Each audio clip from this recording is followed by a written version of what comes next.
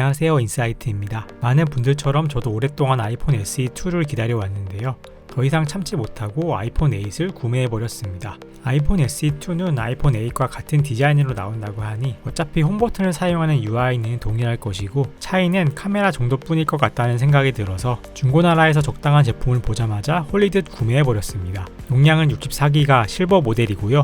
흠집 하나 없이 정말 새것같이 깔끔한 외관을 가지고 있었습니다. 배터리 성능 최대치도 92%로 양호한 편이었습니다. 가장 중요한 가격은 26만원이었습니다. 이 정도면 싸게 좋은 물건을 구한 것 같아서 만족하고 있습니다. 그럼 2020년에 아이폰 8을 쓰면서 확인한 매력과 한계를 알아보도록 하겠습니다. 아이폰 8은 현재 애플 공식 홈페이지에서 구매할 수 있는 가장 저렴한 아이폰입니다. 그래서 스펙은 여전히 현역으로도 모자람이 없는데요. 참고로 아이폰 8은 2017년 아이폰 X과 함께 출시되었고 똑같은 A11 칩을 탑재하여서 현역으로 사용하기에 충분한 빠릿빠릿한 성능을 보여줍니다. 기본적으로 아이폰 X과 비슷한 성능이라고 보시면 되겠습니다만 아이폰 X는 램이 3기가인데 비해 아이폰 8은 램이 2기가라서 멀티태스킹에 약간 버겁습니다. 아이폰 8의 가격은 64기가 모델 기준으로 미국 가격 $449, 한국 가격 64만원입니다. 중고 매물의 가격은 상태에 따라 다르지만 보통 20만원 이상에서 30만원 미만이라서 양품을 골라내면 꽤 합리적인 가격에 구매를 할 수도 있습니다. 무엇보다도 가벼운 무게가 아이폰 8의 대체 불가능한 장점입니다. 방탄필름 때문에 약간 무게가 나가는데요. 실제로 스펙상 무게는 148g입니다. 오랜 시간 한 손으로 들고 있어도 손목이 피로하지 않았고 세로로 돌려드는 것도 크게 어렵지 않았습니다. 200g이 넘는 대화면 폰들은 이렇게 세로로 돌리면 두 손을 써야 안정감이 있는데 아이폰 8의 경우 크나큰 베젤과 가벼운 무게 때문에 한 손으로도 안정적으로 오랫동안 들고 있을 수 있었습니다. 후면의 1200만화소 싱글 카메라는 아이폰 X의 것과 같은 것이라서 2017년 당시에는 플래그십 성능을 만족하는 스펙이었지만 지금은 어쩔 수 없이 한 세대 전 것이라는 생각이 많이 들었습니다. 밝은 낮이나 야외와 같이 광량이 좋은 곳에서는 괜찮은 사진을 뽑아줍니다. 하지만 실내나 야경을 촬영할 시에는 부족함이 많이 느껴졌는데요. 빛이 부족한 저조도에서는 이렇게 디테일이 망가지고 노이즈가 많이 생겨서 제대로 된 사진을 남기기가 어려웠습니다. 비슷한 조건에서 기본 모드로 찍은 갤럭시 S10 5G의 사진을 보시면 비교가 될 겁니다.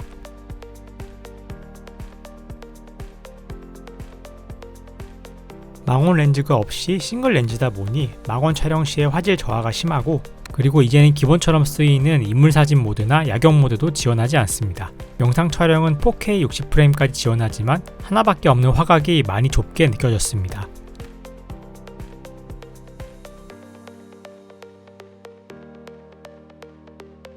아이폰 SE의 4인치보다는 커졌지만 4.7인치 디스플레이는 분명히 작습니다. 이걸 쓰다가 갤럭시 S10 5G를 쓰면 더욱 확실하게 체감되었는데요. 이렇게 7인치에 육박하는 대형 폰들로 시원하게 웹서핑을 하다가 아이폰 8의 작은 디스플레이로 돌아오려면 약간의 적응 기간이 필요합니다. 저는 아이패드로 이런 점을 보완하기 때문에 크게 문제되지는 않았습니다만 스마트폰 하나로 모든 걸 해결하는 분에게는 불편함이 있을 수 있겠습니다. 제가 굳이 잘 있는 갤럭시 S10 5G를 버리고 아이폰으로 갈아탄 이유는 무엇보다도 애플 기기들 간의 강력한 연동이었습니다. 저의 아이패드 프로와 맥북에 날개를 단 기분이었는데요. 이제 전화나 문자 메시지가 와도 아이패드와 맥북으로 쏴주니까 아이폰 없이도 쉽게 전화와 문자를 확인할 수 있고 또한 다양한 앱들이 아이클라우드를 통해서 서로 연동이 되기 때문에 제가 저장해 놓은 사진 자료들을 보기에도 좋고 끄적거려 놓은 스케치나 리뷰 원고들을 돌려가며 쓰기에도 좋았습니다. 이 밖에도 파일 전송이 엄청나게 간편해지는 에어드랍 기능과 아이패드에서 아이폰의 핫스팟을 자동으로 잡는 것과 같이 다양한 편의 기능을 이용할 수 있었습니다. 정말이지 사과 농장주의 행복함을 느끼게 해 주었습니다. 지금까지 알려진 아이폰 SE2는 아이폰 8과 같은 디자인을 갖지만 오히려 0.5mm 정도 더 두꺼워지며 싱글 카메라를 유지하고 대신 최신 스펙으로 업그레이드 될 것으로 예상이 됩니다. 배터리는 동일한 수준을 유지할 것이라고 하네요.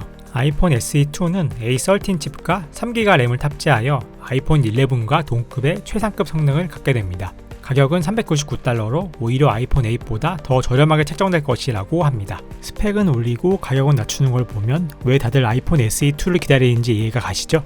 세부 디자인 변경으로는 앞면이 검은색만으로만 나오고 뒷면의 애플 로고가 중앙으로 이동하고 그리고 뒷면의 재질도 무광으로 바뀔 것이라고 합니다. 아마도 아이폰 8과 디자인 차별화를 두기 위한 수단인 것 같습니다. 원래는 SE2가 나오기 전에 잠시만 아이폰 8을 사용하려고 했었는데요. 아이폰 8을 쓰다 보니 아이폰 SE2에 대한 기대가 사그라드는 걸 느꼈습니다. 일단은 디자인적 차별점이 아이폰 SE보다 떨어집니다. 라운딩 처리된 옆면은 아이폰 10, 아이폰 XS, 아이폰 11까지 3년간 익숙한 디자인이고 폰의 사이즈도 비슷하다 보니까 그립감은 완전히 똑같습니다. 그러다 보니 아이폰 SE를 쓸 때 느꼈던 완전한 차별성과 유니크함을 느끼기는 좀 어려웠습니다. 이렇게 아이폰 SE를 쓰는 가장 큰 이유를 상실하니 다른 단점들이 더 크게 다가왔습니다. 그런 단점에도 불구하고 아이폰 8을 추천할 수 있는 가장 큰 이유는 가격이라고 할 수 있겠네요. 이 정도의 스펙과 디자인의 폰을 26만원에 살 수 있는 폰은 지금은 거의 없죠. 라이트 유저로서 아이폰에 입문하는 사람들에게는 아주 좋은 기회일 것 같습니다. 하지만 저처럼 큰 화면에 익숙해진 사람들을 굳이 4.7인치로 돌려보낼 만큼의 매력은 부족할 듯 합니다. 그럼 아이폰 8의 리뷰 총평을 해보겠습니다. 일단 아이폰 8은 애플 스토어에서 판매 중인 현역 아이폰 중에서 최강의 가성비를 가진 폰이라고 말할 수 있습니다. 출시된 지 3년이 지나서 중고 가격도 굉장히 낮은 편입니다. 그리고 노치가 생기기 이전에 홈버튼으로 깔끔했던 아이폰 디자인을 계승하고 있습니다. 다만 예전에 아이폰 10 이상을 써봤으면 약간 아쉬움이 남을 스펙과 디자인을 가지고 있습니다. 때문에 가격적인 할인이 크지 않다면 조금 더 업그레이드 되어서 출시될 아이폰 SE2를 기대하시는 게 더 좋을 것 같습니다. 다만 코로나 바이러스 때문에 아이폰 SE2가 언제 출시될지는 아무도 모르는 상황입니다. 여러분은 아이폰 8, SE2의 4.7인치 사이즈에 대해서 어떻게 생각하시나요? 댓글로 의견을 남겨주시면 감사하겠습니다. 그럼 여기까지 인사이트였습니다. 오늘도 시청해주신 여러분들 감사드립니다.